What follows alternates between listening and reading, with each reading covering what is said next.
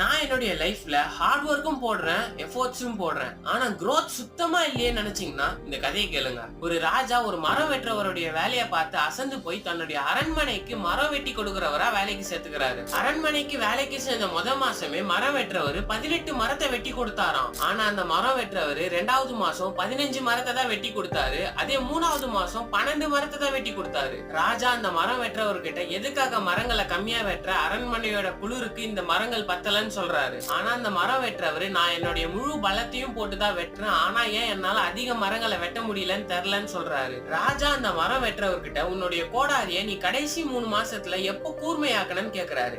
அதுக்கு அந்த மரம் வெட்டுறவரு, நான் கடைசி 3 மாசமா என்னுடைய கோடாரிய கூர்மையாக்கலன்னு சொல்றாரு. இதுல இருந்து நீங்க தெரிஞ்சுக்க வேண்டியது என்னன்னா, நீங்க செய்யற வேலையில நீங்க என்ன தப்பு பண்றீங்கன்னு அனலைஸ் பண்ணலனா நீங்க ஹார்ட் ஒர்க் பண்றது வேஸ்டா தான் போகும். உங்களுடைய ஃப்ரெண்ட் யாராச்சும் முயற்சி பண்ணி தோத்துட்டு இருந்தாங்கன்னா அவங்களுக்கு இந்த வீடியோவை ஷேர் பண்ணி, நீ செஞ்ச